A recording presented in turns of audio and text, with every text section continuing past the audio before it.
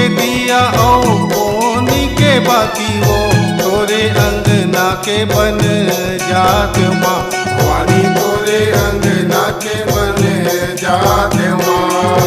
जगमग जगमग बरत में रही त्यों कलसा ऊपर सज जात माँ। भवानी कलसा ऊपर सज जात माँ।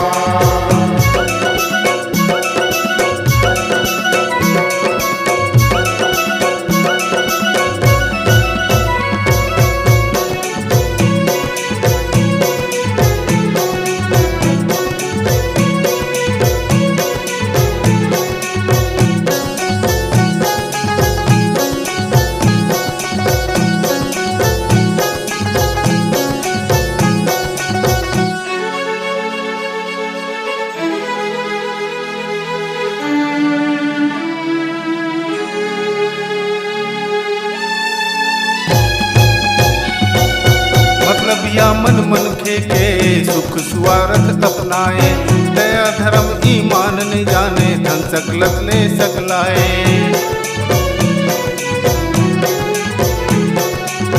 मतलब या मन मन के सुख स्वार्थ अपनाए दया धर्म ईमान न जाने धन सकलत ले सकलाए।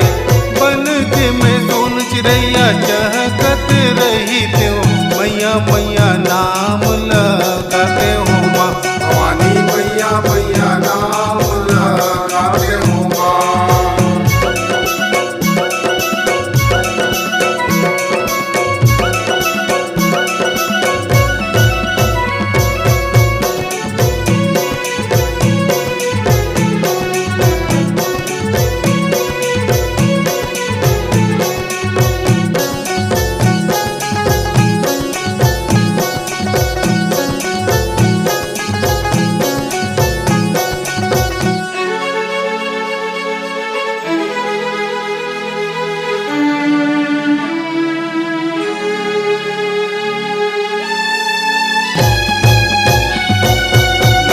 लाख मांगे भर रुपया पैसा चढ़ाए मन के गरीब बन के भिखारी दर दर भटके दौलतिया।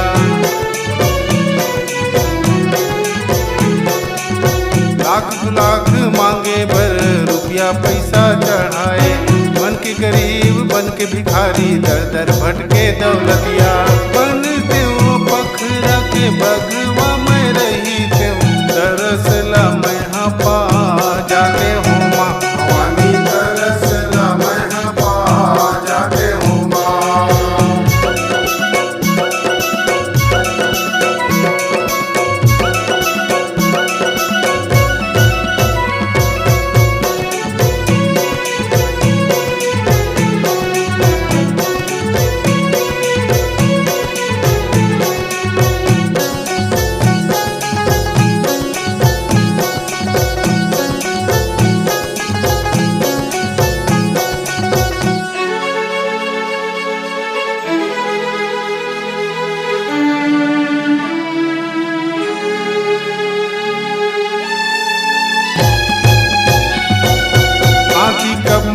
के उभर ही मेरा रहत मर जाए।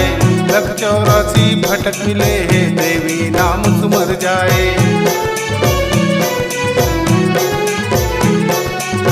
आँखी कब मन के उभर ही मेरा रहत मर जाए।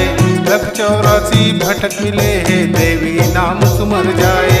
पवन कहे मोहनी के धुरा मन जात बहु मैया धाम ला पाते हो माँ। भवानी महू मैया धाम ला पाते हो माँ। माटी के दिया ओ कोनी के बाती ओ तोरे अंगना के बन जाते हो माँ। भवानी तोरे अंगना के बन जाते हो माँ। जगमग जगमग बरत में रही त्यों कलसा ऊपर सज जाते हो माँ। भवानी कलसा ऊपर सज जाते हो माँ। भवानी कलसा ऊपर सज जाते हो माँ। भवानी कलसा ऊपर सज जाते हो माँ।